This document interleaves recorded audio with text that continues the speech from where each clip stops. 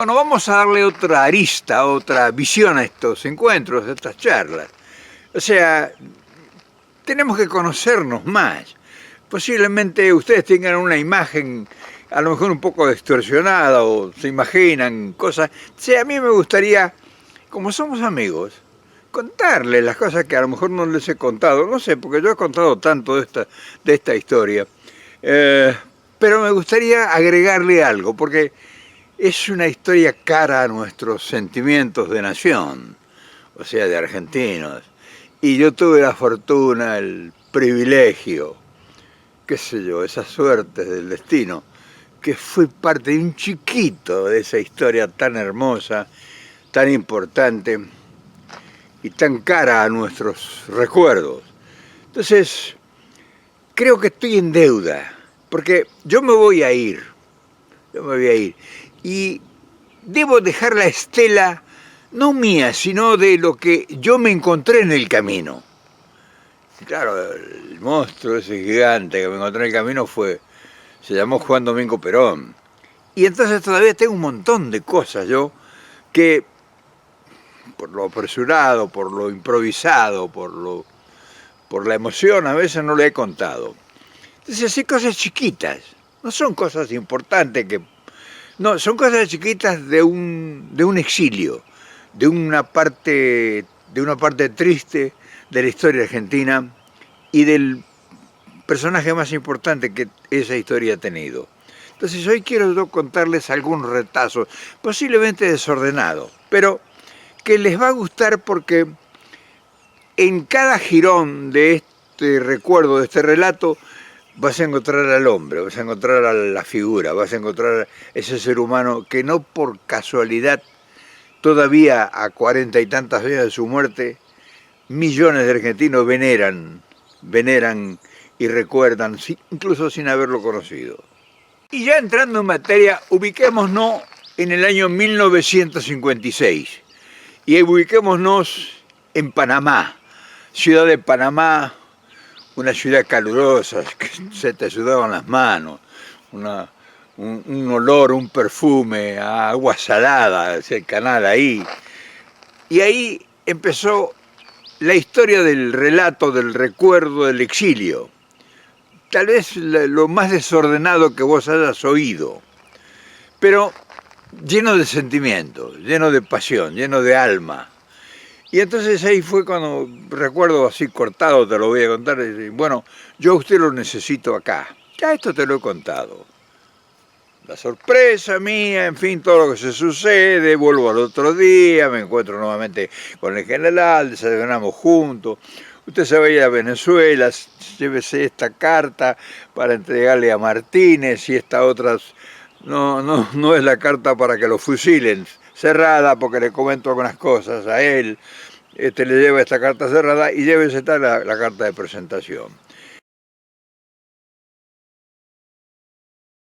Y usted se va a ver a este hombre porque ahí vamos a iniciar nosotros la resistencia. Ahí empezó la historia que voy a contar hoy. Bueno, la historia que voy a contar hoy...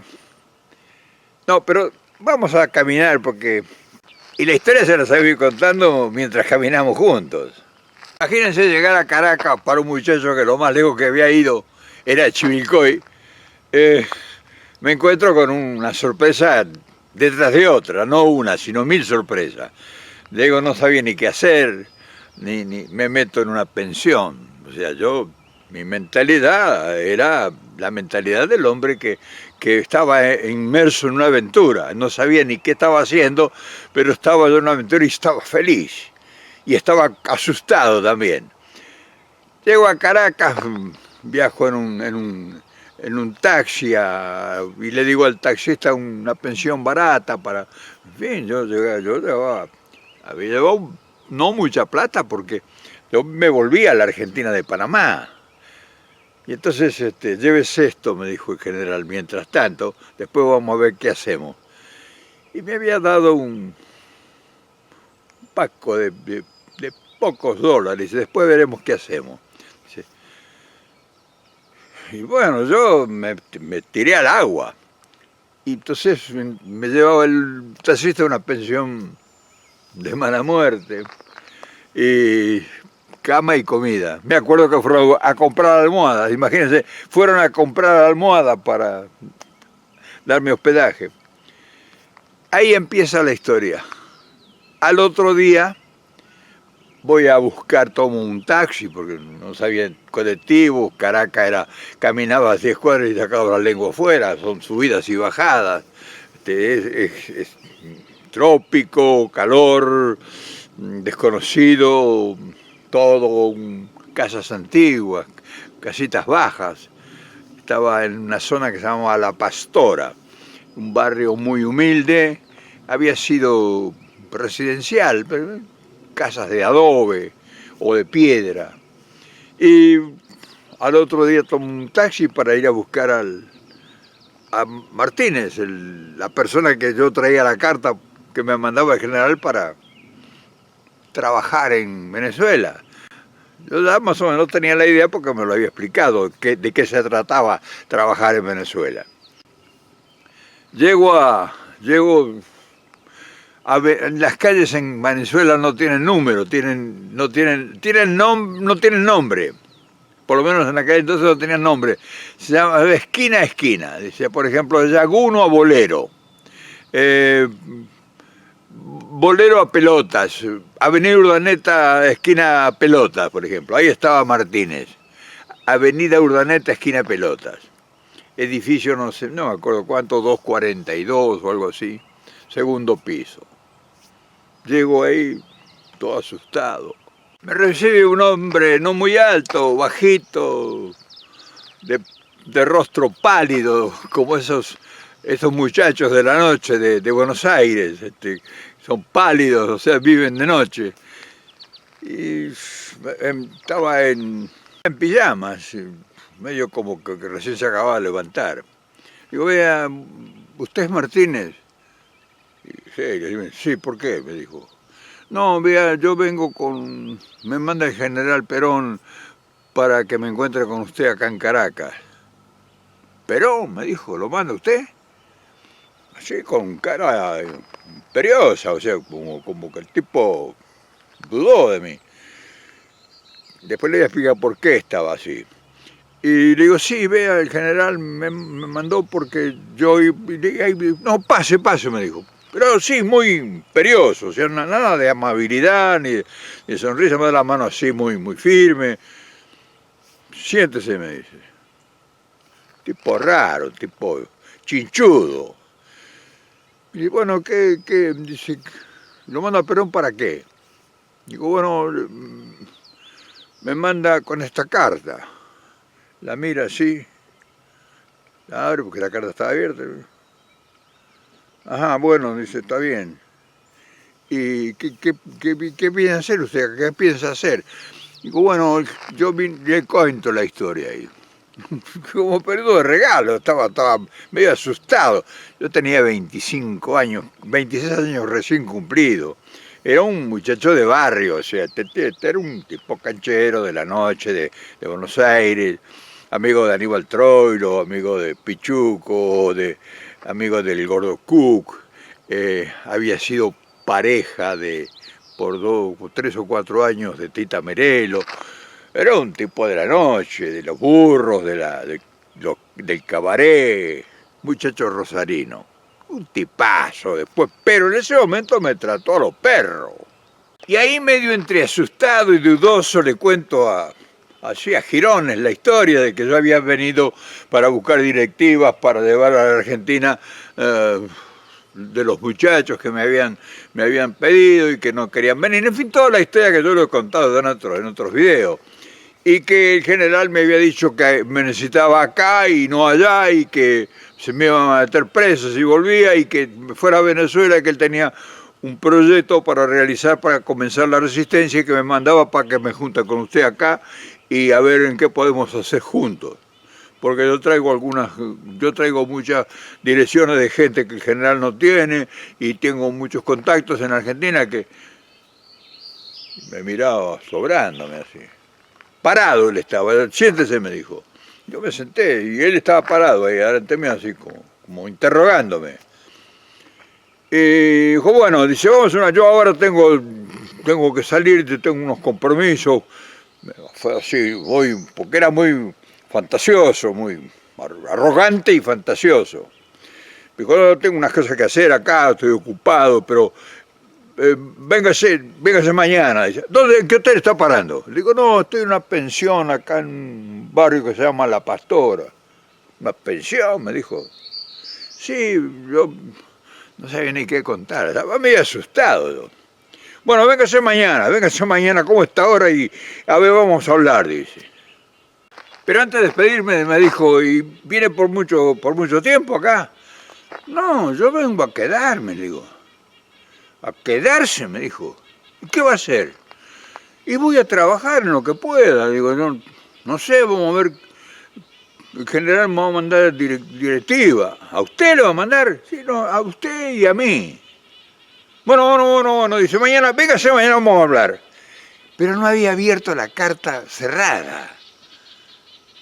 Y yo me fui medio confuso porque dije, ¿qué carajo estoy haciendo acá, no? La verdad. No se olviden que para hacer ese viaje yo había vendido todas las cosas que tenía en Argentina, había dejado mi familia, el niño de 2 años, los viejos, o sea, no era mucha alegría la que yo podía tener. Estaba en una aventura, estaba feliz porque estaba al lado de Perón, pero un miedo terrible, y me encuentro con este tipo que me da poca pelota, prácticamente me trata mal. Y pónganse en mi lugar, estaba difícil la cosa. Yo incluso ya si quería volver, ya no tenía posibilidades. O sea, era muchas complicaciones.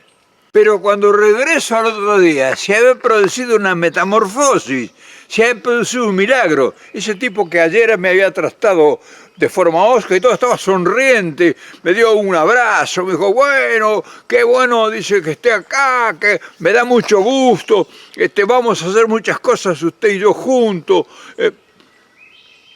Y yo enseguida se me vino y leyó la carta, quizás que le habrá dicho el general. Dice, no, dice, sí, es buenísima la idea del general, que usted tenga lo que tiene en sus manos. Me cambió el panorama, me volvió el alma al cuerpo. Digo, bueno, fenómeno. Pero me dijo, eso sí, dice, lo que me preocupa es de usted, ¿de qué va a vivir acá? ¿Qué Perón dijo lo que va a dar plata? No, le dije, yo ni hablamos de eso. Dijo, me dio unos pesos nada más, pero dijo, después lo arreglamos. No, pero yo vengo a laburar. Yo voy a trabajar y si puedo ayudar, a hacer, en fin, lo que pueda, con mucho gusto, y yo tengo mis contactos allá. Era otra persona, se me abrió el mundo, se me fue el miedo, y dije, bueno, Dios dirá acá, a ver qué pasa, ¿no? Y ese fue el comienzo de lo que después pomposamente se llamara la resistencia peronista. Estábamos más o menos en el mediados del mes de marzo de 1956. Es decir, a partir de ese entonces empieza a llegar toda la influencia del general a las bases. Estaba desconectada las bases, estaba todo el mundo desesperado. Y esa era la causa de lo cual se había producido mi viaje, ya lo he contado. Entonces, ahí comienza la cantidad de direcciones que yo tenía y lo que empezó a llegar del general, y nosotros puenteábamos y mandábamos a Argentina desde Venezuela, porque no se podía mandar desde Panamá, porque no llegaba, la dictadura abría todas las cartas.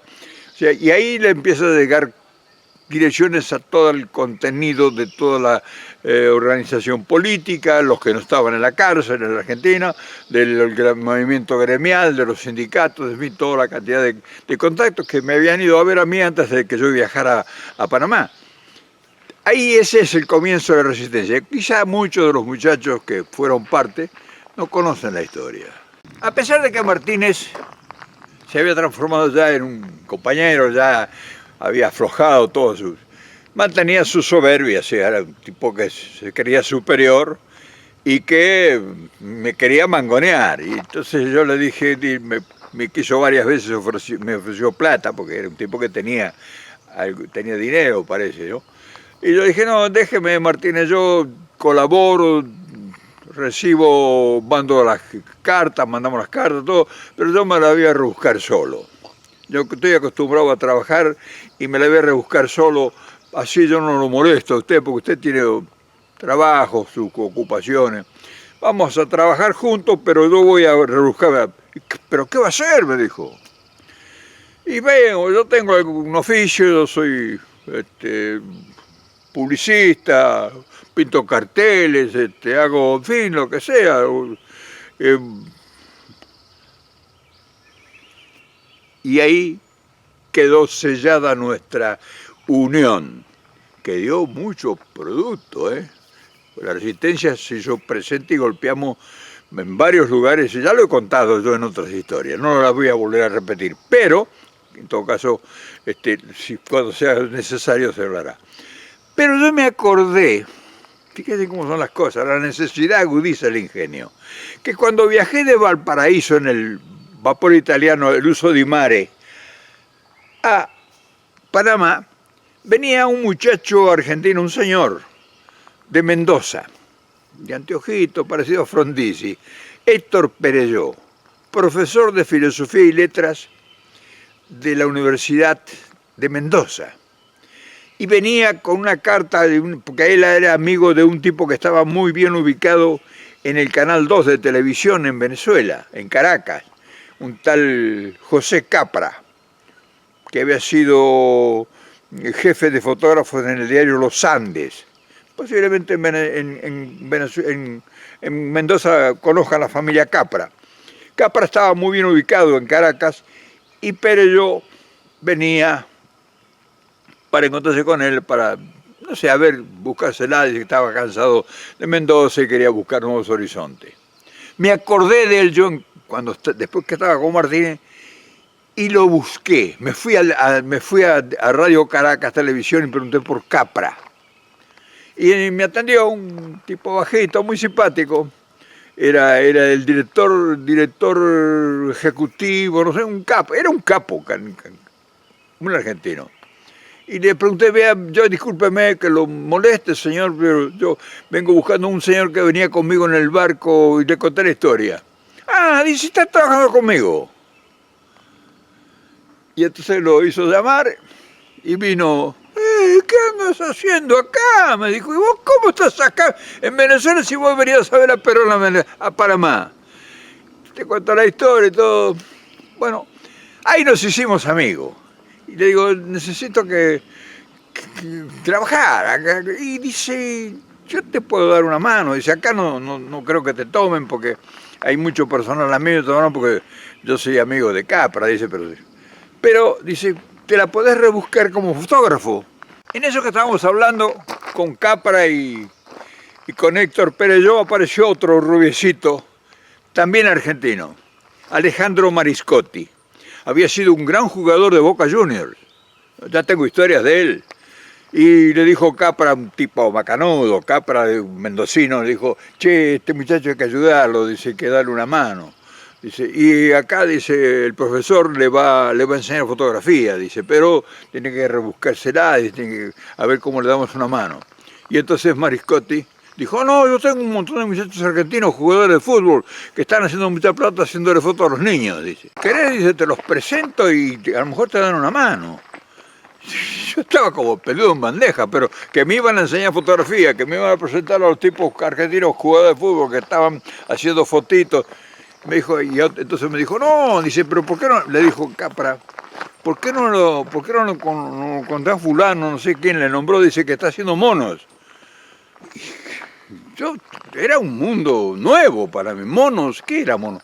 Las fotos de unos cuadros, unos marcos, que le daban una foto a los tipos que eran corredores, que mandaban a hacer las fotografías en grande de una persona generalmente fallecida, de un familiar, y vendían esos cuadros.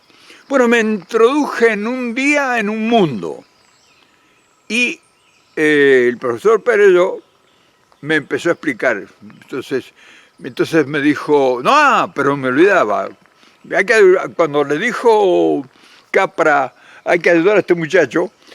Mariscotti dijo, ¿dónde estás viviendo? Y estoy en una pensión. Ah, no, dice, venite a mi casa. Él vivía solo en un caserón grande de piedra, un caserón antiguo, en La Pastora. Dice, no, venite a mi casa, vente ahí, dice, no hay ningún problema. Y ahí me fui de la pensión a la casa de Mariscotti, gratis. Fíjate cómo empezó a cambiar las cosas. Cuando le cuento todo esto a Martínez, yo a la noche, a la tardecita, me dijo, pero tenga cuidado, me dijo, porque son medio malandras eso. No, digo, pero una persona así, así. Ah, bueno, métale, dice, métale. Mañana lo necesito, mañana, no, véngase mañana temprano. Sí, sí, sí. Fíjense cómo se van tejiendo las historias. En menos de una semana yo estaba en una casa prestada. Yo estaba aprendiendo fotografía, metiéndome en el cuarto oscuro, porque en aquellos tiempos hacer fotografía no es como ahora. Con las máquinas, era todo un curso acelerado, o sea, conocer obturadores, lentes, cuarto oscuro, revelar, o sea, no, era todo un oficio muy complicado, no era así nomás. Y bueno, eso habré tardado un par de semanas en aprender todos los detalles. Me pasaba y yo iba a Radio Caracas y entraba en el laboratorio con Perelló y andaba acá para ir dando vueltas y otras personas y enseguida me familiaricé, en fin, quieto, necesitado, y estaba todos los días yo con Martínez, con el hombre que tenía el contacto con Perón. Y empezamos a trabajar, ya empezó a llegar correspondencia del general, ya empezábamos nosotros a mandar correspondencia a Argentina, ya empezamos los contactos, pero yo siempre fui muy independiente, y lo ven ustedes ahora, sigo siendo, ya al final de mi vida. O sea, para mí la independencia ha sido una llave maestra, porque yo he hecho lo que se me ha dado la gana, y a veces me he cometido grandes errores, pero también he tenido grandes aciertos. O sea, no depender de la opinión ni del humor de nadie.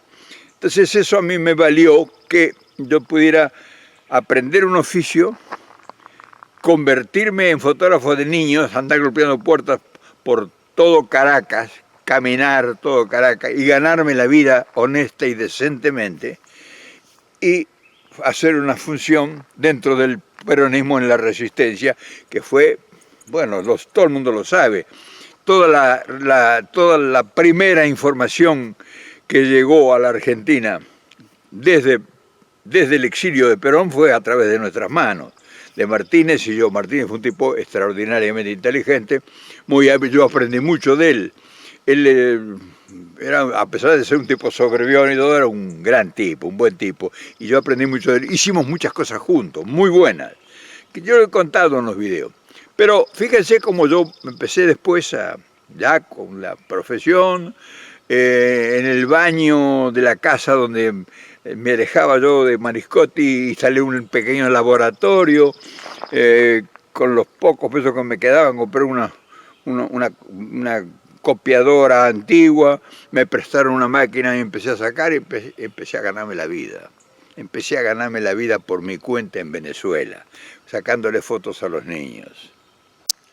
Transcurre el tiempo, breve tiempo, 3 o 4 meses, y ya en el mes de agosto el general se ve obligado a abandonar Panamá.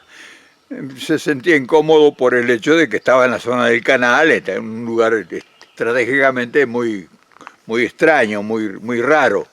Y nosotros ya le habíamos hecho, sobre todo Martínez tenía buenos contactos con el gobierno, muy hábil para hacer contactos. Se había hecho amigo del ministro del Interior a través de un periodista, un tal Pensin Hernández, que era un maestro del periodismo, un hombre muy respetable en Venezuela. Él se había hecho amigo del doctor Pensin Hernández, y el Pensin Hernández lo había conectado con gente del gobierno, con Vallenilla Lanz, que era el ministro del Interior, y con el viceministro, que era Rodríguez Herrera. Entonces Martínez tenía ya muy buenas relaciones en el gobierno, y eso hace que hablen con Pérez Jiménez, que no quería saber nada con Perón, por el tema que el petróleo y con Estados Unidos ellos tenían un trato especial. Por eso Pérez Jiménez, como Estados Unidos no quería saber nada con Perón, no obstante eso, logran que un permiso como turista lo aceptan a Perón. Y viene en el mes de agosto de 1956 a Venezuela. Y fíjense cómo son las cosas de la vida. Con la llegada de Perón a Venezuela, mi nuevo oficio de fotógrafo, yo ya había aprendido a ganarme la vida con eso, me convierto en el fotógrafo de Perón. ¿Por qué? Ni bien llega, las fotos de la llegada del general se las saco yo en el aeropuerto Maiquetía. Y de ahí ya paso yo a ser el habitué diario de todo el movimiento que se gestó al lado del general. Por eso la intimidad mía parte de ese rebusque que yo aprendí de emergencia y que me fue útil para vivir decentemente y poder mantenerme sin necesidad de depender de nadie. A pesar de que muchas veces se me ofreció dinero por si faltaba. Yo siempre decía, yo me la rebusco ando bien. No ganaba fortuna, pero yo tenía casa gratis, porque vivía en la casa de Maricotti, en ese caserón, que era un caserón solo, Maricotti vivía solo ahí. Y yo con la fotografía me ganaba la vida, hacía fotos de los niños, en fin, me golpeaba puertas, hacía fotos en los colegios, en fin, era largo, era ardua la tarea, porque no es fácil salir a golpear puertas a la mañana, revelar las fotos, horas ahí metido en un cuarto oscuro, en el baño del lugar y hacer fotos y al otro día ir a entregarlas, porque había que ir a entregarlas y a algunos no les gustaba. O sea, muchas veces me quedé con muchas fotos de clavo, en fin, pero vivía decentemente. Pero en la tarde, o sea, después de la tarde yo ya era tiempo para Perón. Y ahí entonces estaba todos los días. Y cuando a veces a la mañana había necesidad de que había que acompañar al general, porque ya sea Isabelita o ya sea Martínez juntos, salían por cualquier cosa, sobre todo en los primeros tiempos, y yo me quedaba con el general. Entonces ahí estaba lo bonito de toda la historia del exilio. Y estos detalles tan infantiles, porque es prácticamente el sueño del pibe era el que yo estaba cumpliendo. Lamento no haber tenido mayor capacidad, mayor preparación intelectual, mayor conocimiento, para no haberle hecho miles de preguntas increíbles que yo tenía la oportunidad. Yo le hice preguntas, cantidad de preguntas, pero no es lo mismo que le pudiera preguntar hoy, por ejemplo. Y sobre todo le saqué muchas fotos, cantidad de fotos. Yo calculo que le habré sacado al general unas 700 fotos, que fueron las fotos que yo he contado, que cuando fui de Venezuela le entregué un maletín a un tal Garavito, un compañero, un hombre que tenía un taller de motos y mecánica, que fue donde se llevó el auto cuando hubo el atentado contra Perón, que fuimos con el general, incluso ahí le saqué fotos al auto. En fin, y entonces yo, para no salir con ese maletín, porque había una represión muy violenta cuando cayó el gobierno de Pérez Jiménez y nosotros tuvimos que emigrar a Santo Domingo, primero el general, después yo salí a través de Haití, y después Cook, Kelly y todos los demás, Isabelita incluso, Pablo Vicente. Nosotros tuvimos la posibilidad de hacer una cantidad de fotos y se le entregué el maletín a él y se perdió. Dice que se vio acosado una vez, me llegó noticias, se vio muy acosado por los militares y todo, pues sabían que él tenía mucha relación con Perón y se asustó y quemó el maletín ese con 500, 700 negativos que yo tenía, 500, 600 negativos de Perón.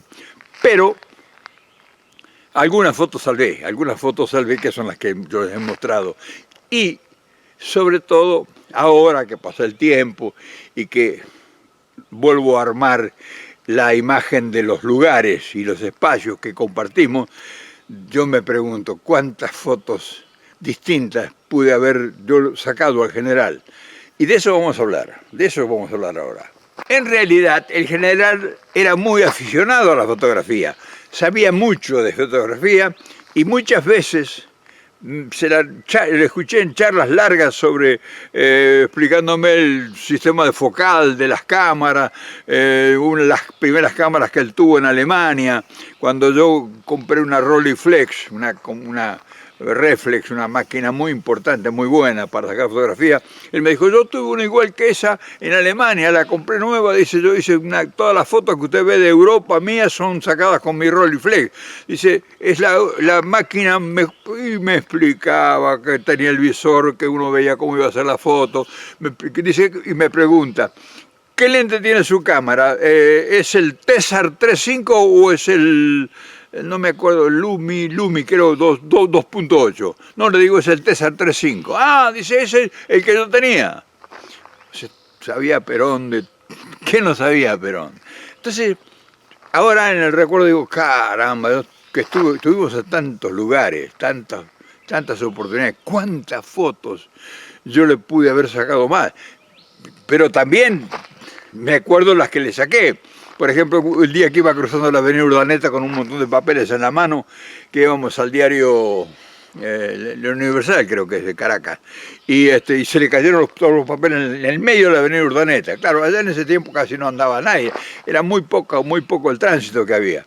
Y se le cayeron todos los papeles y yo le saqué un montón de fotos, ahí él arrodillado en el medio de la avenida Urdaneta, en el centro de Caracas, y me dice, usted se va a hacer rico con esta foto, Perón de rodillas, la única vez que estoy de rodillas.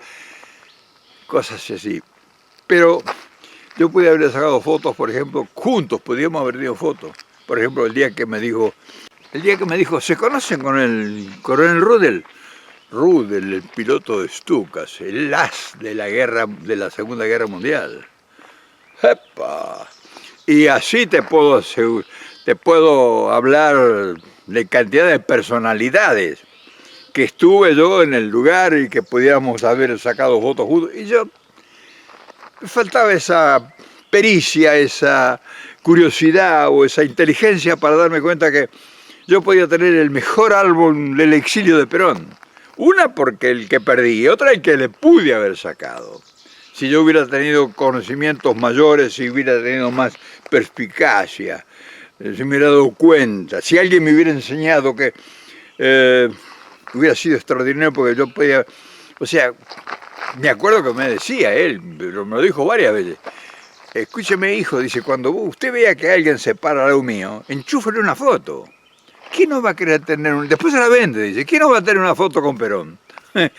O sea, fíjate la confianza que habíamos logrado. Entonces yo a veces me lamento no haber podido tener tantos recuerdos, tantas fotos que hoy serían históricas, por los personajes que desfilaron y que yo tuve la oportunidad de compartir con ellos, porque yo les sacaba fotos a ellos a veces, o yo podía haber sacado fotos con personajes, yo me podía haber sacado fotos junto a ellos, o sea que tenía un tipo de disparador que podía sacar las fotos yo, incluso poniéndome al frente. Pero bueno, quería contarles esta historia, ¿no? Porque son cosas que a veces no son de mucha importancia. No sé, dirán ustedes o evaluarán ustedes esto. Tal vez sea un infantilismo de mi parte, tal vez sea un cholulismo de mis frustraciones, tal vez sea, que no sé, le pueden dar el encuadre que se les antoje. Yo les cuento cómo fue. Y se me pasan detalles, pero en general ese fue lo que se le llamó la resistencia, y ese fue como yo me hice fotógrafo, cómo hubo detalles, cómo viví independiente, cómo con honestidad me gané la vida, y cómo sufrí las consecuencias también, porque todavía sigo esperando.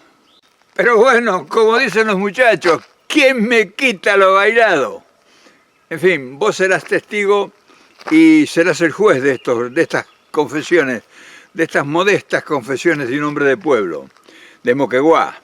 Así que ya sabés, si me faltaban algunos detalles, esto han sido un complemento. Posiblemente quedan muchas otras cosas, pero a medida que pase el tiempo los iré recordando y se los contaré. Mañana nos volvemos a ver, porque mañana habrá otro tema y mañana saldremos de lo íntimo para entrar en lo mundano. Así que mañana los espero otra vez.